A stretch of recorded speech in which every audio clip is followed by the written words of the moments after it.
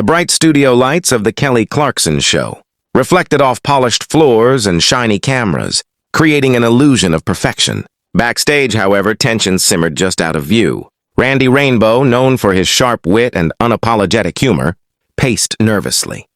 His hands twisted in his lap, his mind racing over the questions he had rehearsed but now seemed inadequate. Kelly Clarkson, vibrant as ever, was reviewing her notes with her production team. The crew buzzed with last-minute adjustments. Microphones, cue cards, camera angles. But beneath the usual energy, an unspoken storm was brewing. Randy knew the audience expected light-hearted banter, clever riffs, and laughs. Yet today felt different. There had been subtle remarks backstage earlier, passive-aggressive comments, pointed questions, and what Randy interpreted as thinly veiled challenges. His instincts told him this wouldn't be a normal taping. When the cameras rolled, the opening segment went smoothly. The audience laughed at Randy's jokes, clapping at his clever parodies. But as the conversation turned to current events, Kelly's tone shifted, sharp, deliberate, slightly accusatory. "You know, Randy," she said, leaning forward, "some of your recent videos have stirred a lot of controversy. How do you balance humor with responsibility?" Randy's smile faltered. He had prepared for questions about satire, but not for what felt like a public inquisition. I just try to entertain while pointing out absurdities," he replied cautiously, attempting to maintain the show's light tone. Kelly's eyes narrowed. "Some say you crossed the line, that your jokes hurt real people." The audience shifted in their seats, sensing the rising tension. The bright studio suddenly felt claustrophobic. Cameras continued rolling, capturing every twitch, every blink. Randy swallowed hard, feeling the weight of scrutiny pressing in. Something had to give. The producer's hand brushed Randy's shoulder, whispering reassurance, but Randy's instincts screamed louder. Tonight's segment was a powder keg. As the host pressed for more examples, Randy felt a surge of frustration and humiliation. He realized he was being set up for a confrontation, and the stakes were higher than just a TV moment. This was about his reputation, his voice and control over his own narrative. As the interview progressed, Kelly's questions became sharper, each one more pointed than the last. Randy, usually quick with comebacks, felt a rare vulnerability. "You're twisting my words," he finally said, his voice tight, trying to stay composed. The audience, initially cheerful, grew tense. Some leaned forward, sensing drama.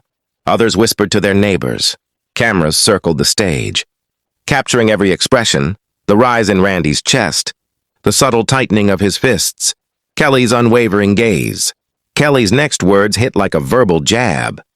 "Randy, it seems like you're defending actions that, frankly, many people find offensive. How do you justify that?"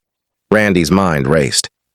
He wanted to diffuse the situation with humor, but every joke felt hollow under her scrutinizing stare. He looked at the monitors, saw the live feed capturing every second of tension, and realized he was on the edge. The argument escalated. Words flew faster than reason. "I create satire, not malice," Randy shot back. "I never intend to harm anyone." "You know that." "You tell yourself that," Kelly countered, her tone icy. "But intention doesn't erase impact. Maybe it's time to face that." The audience's energy shifted from excitement to discomfort. Some applauded nervously. Others gasped at the escalating intensity. Randy's adrenaline spiked. The cameras were rolling, the audience watching, and yet he felt trapped in a conversation spiraling out of his control. In that moment, a decision crystallized in Randy's mind. He could continue, defending himself under the harsh spotlight, or he could walk away and reclaim his agency. The tension between pride, principle, and professional composure reached a breaking point. With a swift, almost cinematic motion, Randy stood up. "I think I've said enough," he declared, voice firm, eyes locked on Kelly. Then, ignoring the protests of producers and the gasps from the audience, he walked briskly toward the exit. The studio fell silent, every camera capturing his retreat, every audience member frozen in shock. Kelly remained seated, her expression unreadable, the silence heavier than any words. Behind the cameras, production assistants whispered anxiously. Randy had chosen his moment to take control, leaving behind a charged, unforgettable scene of raw emotion. Backstage, Randy leaned against the wall, breathing heavily, his heart still racing. He could hear the muffled applause from the audience, the cameras still running, the adrenaline mixed with relief and regret. He had left the confrontation on his own terms, yet the consequences were imminent. Social media would erupt, headlines would form, and everyone would dissect the exchange. Kelly returned to her desk, composed but reflective. Her team gathered, whispering about the incident. The cameras, the audience's reaction. The segment, intended as light entertainment, had transformed into a moment of cultural discussion about boundaries, satire, and accountability. Within hours, clips circulated online. Fans debated whether Randy had handled the pressure with grace or whether Kelly had pushed too far. Opinion articles dissected every word, every gesture. For Randy, it was a storm of scrutiny, but also a reclamation of his narrative. By walking away, he had preserved his voice and asserted that he would not be shamed publicly.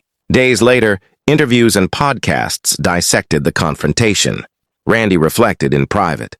He had faced an impossible situation, balancing humor, intent, and personal dignity. Walking off was not defeat, it was a statement.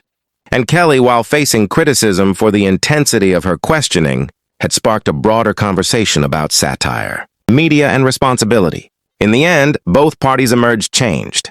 Randy's career experienced a surge of attention, both supportive and critical, while Kelly's show became a touchstone for discussion about the boundaries between entertainment and confrontation. The cameras may have stopped rolling, the lights dimmed, but the echo of that tense, suspense-filled confrontation lingered, immortalized in clips, tweets, and heated debates. For Randy, it was a lesson in asserting control, even when all eyes are on you, and a reminder that some moments define your narrative more than any prepared script ever could.